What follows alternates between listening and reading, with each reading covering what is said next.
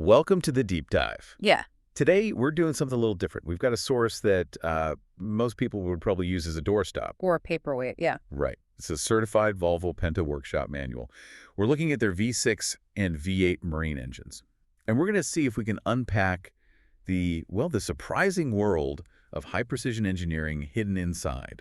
It's true. I mean, you look at these things and you just see pages of torque specs and warnings, but they're really the Rosetta Stone for understanding the whole philosophy behind these engines. Exactly. So our mission today isn't to teach you how to rebuild an engine, not at all. It's to pull out the really interesting design choices, the incredible tech, and honestly, like some of the pretty serious safety warnings. We want to get to the why. Why are the rules so strict? Okay, let's dive in. Let's do it. So this manual, it covers a pretty wide range of engines. Yeah. You've got the V6, which is a 4.3 liter, all the way up to these, monster 6.2 liter V8s. Yeah, from 200 horsepower up to 430. It's a big family. And at first you think, okay, they're just bigger or smaller versions of each other. But the fascinating thing is the shared architecture that you start to see. That's the key. That's the modularity. If you dig into the specs, you find something really telling. The stroke measurement. The stroke measurement, it's identical for the 4.3, the 5.3, and the 6.2. It's all 92.0 millimeters. So they're building off this common foundation and then just tweaking other things like the bore to get different power outputs. Exactly. It's smart manufacturing, but they do have to make other changes. I mean, look at the V6. It has a compression ratio of 11:1 and 4 crankshaft bearings. Right. But when you get to that big V8 430, the manual calls out 11.5:1 compression. The highest in the group.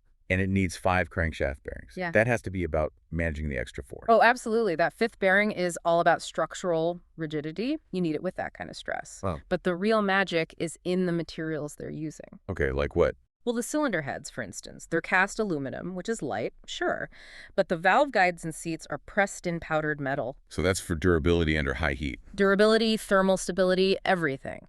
And then there's the stuff that moves. I saw you circle the note about the piston skirts. Yeah, the graphite coating. I mean, is that just for wear and tear, or is it an efficiency thing? It's mainly for low friction. That coating lets the pistons run with super tight tolerances, which gives you better efficiency and less wear at high RPM. But the connecting rods, that's where it gets really wild. They're fractured. That sounds bad. It sounds like the opposite of what you'd want. I know, it's totally counterintuitive, but it's this incredibly precise manufacturing process.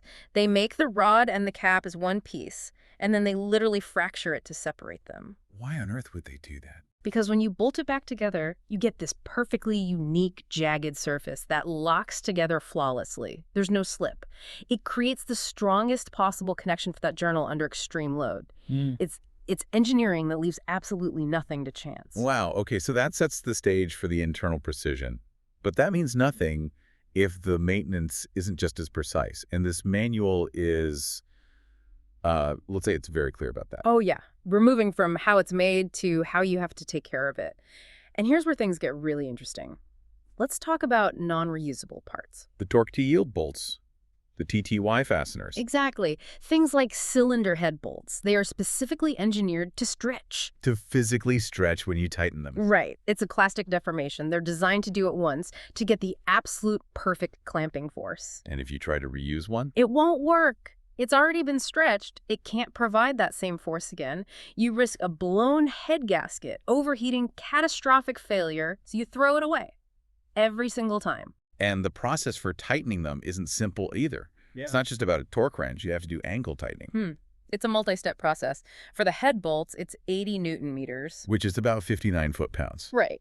And then you have to turn it another 90 degrees, and then another 60 degrees after that. You can't just eyeball that. No way. You need a special tool, an angle meter. It's the only way to guarantee you've stretched that bolt to its exact engineered point without, warping the aluminum block. It takes it from being a craft to being a science. A calibrated science, yeah. But there's another warning in here that's, frankly, terrifying.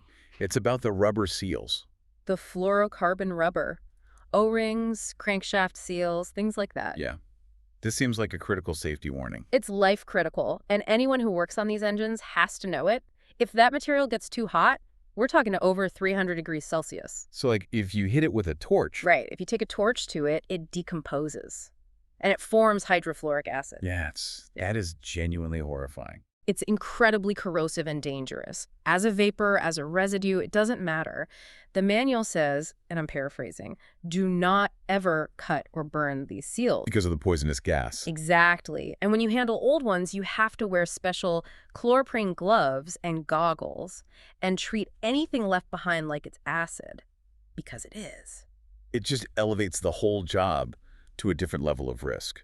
And that brings us to the whole idea of certified engines. The manual really hammers this point home. It does. If an engine is certified, usually for emissions, Volvo Penta is guaranteeing it meets a certain standard. But only if you follow the rules. Only if you follow the rules. You have to use their approved parts, stick to the service schedule, no modifications. If you deviate, the guarantee is gone. And it's not just about a warranty, you're actually compromising the engine's design standard. Okay, so we have this foundation of extreme precision. Now let's talk about the cool stuff, the systems that are actually managing all that power on the fly. Let's start with variable valve timing, or VVT. Right, the VVT. It's all managed by what they call the camshaft position actuator. It's a pretty neat little vane-type system. And it runs on oil pressure, right? Entirely. It uses pressurized engine oil to hydraulically shift the camshaft's position relative to the crankshaft. It changes the phasing. So it can advance or retard the valve timing depending on what the computer wants. Exactly. But here's the key question. Does it change how long the valves are open or how far they open? The lift. And that's the critical limitation. No, it can't. The manuals are very specific. This system only changes the phasing, the timing. It can't vary the valve lift or the duration. It's all about adjusting the timing of the existing valve events to get you the best torque for a given RPM. And that whole system is dependent on clean oil at the right pressure. Absolutely. The oil gets fed into the camshaft at the second bearing journal, travels through the cam, and then it's controlled by a solenoid valve right at the front. The CMP actuator solenoid valve. That's the one. And guess what? That solenoid, it's also a torque to yield component. You kidding? Nope. If you take it off, you have to replace it. It just reinforces how every single piece of this system demands that same level of precision. Okay, so from there, let's talk fuel. These are direct injection engines. And the way they drive the high-pressure fuel pump is, well, it's really clever. It is, yeah. What's so fascinating is how simple it is. The pump sits down in the engine valley. There's no complex belt or gear system to run it. So how does it get its power? It's driven directly off the camshaft. They machined a special tri-lobe onto the back of the cam. A three-lobed cam profile. Yep. And a hydraulic roller lifter rides on that lobe. And that motion is what drives the pump to pressurize the fuel. It's elegant. It ties the pump's work directly to the engine's rotation. Super reliable, super compact. Which is exactly what you need in a marine engine bay. Okay, so let's shift gears slightly and look at how the basic utility systems like lubrication and cooling are integrated. Sure. We already touched on how important oil is for the VVT. The pump itself is a variable displacement, two-stage vane-type pump. Variable displacement. So it's not just pumping flat out all the time. That's right. The engine's computer controls it.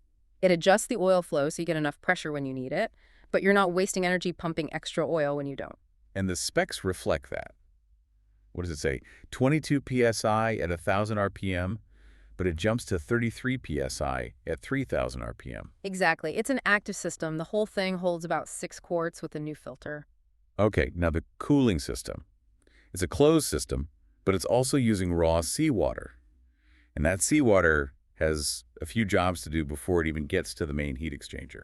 It absolutely does. The raw water comes in, and the very first thing it does is flow through the power steering oil cooler. So it's cooling an auxiliary system first. Right. Cool the steering fluid, then go to the raw water pump, then through the heat exchanger to cool the engine's internal coolant. After that, it gets mixed with the exhaust and shot overboard. And on the topic of raw water, they have that easy drain system. That seems like a huge feature for anyone who has to winterize their boat. Oh, it's a game changer. It's designed specifically to prevent freeze damage, which is, the ultimate nightmare for a boat owner. And it's a one-point system. One handle, right on the port side of the engine. You pull it, and it drains the entire raw water side of the circuit. The heat exchanger, the pump, the exhaust manifolds. It makes a complicated job incredibly simple. So even the maintenance procedures are getting more sophisticated. Which finally brings us to long-term storage. The manual is very, very specific about the fuel. You can't just top it off and forget about it, especially not with modern fuels. They require you to mix up a special cocktail. A fuel storage mixture. Yeah. It's fresh gas, 2-cycle motor oil at a 50-to-1 ratio, plus a fuel stabilizer. And you can't just pour it in. Nope. You have to run the engine on that mixture for 5 minutes at 1500 RPM. The whole point is to get that oily, stabilized fuel coating the entire fuel system and the internal engine parts to prevent corrosion while it sits. Even when the engine is off, the engineering rules still apply. So we started this whole deep dive with just a workshop manual. And we've ended up talking about fractured metal, single-use bolts, and, the lethal chemistry of burning rubber seals. I think the biggest takeaway for me is just the incredible level of precision that's required at Yeah. every single point. Right. It's not just about building it right, it's about maintaining it right. Understanding why those bolts are single-use or why the VVT needs perfect oil pressure. It shows you that taking shortcuts isn't just saving a buck. No, it's a direct attack on the engine's integrity. You're undoing the engineering. So the real cost of these engines isn't just the sticker price. It's the cost of following these incredibly specific, uncompromising procedures to keep them running the way they were designed to. Which brings up a really important question for you to think about. Given this insane reliance on specialized parts like those TTY bolts and specific procedures like that fuel mixture, what is the real cost, not in dollars, but in integrity of deviating from the manufacturer's plan? It isn't just about your warranty, it's about undermining the fundamental design of these high tolerance interlocking systems. It makes you think about the real value of something like using Volvo Penta original spare parts. It's not about the brand, it's about maintaining that engineered performance.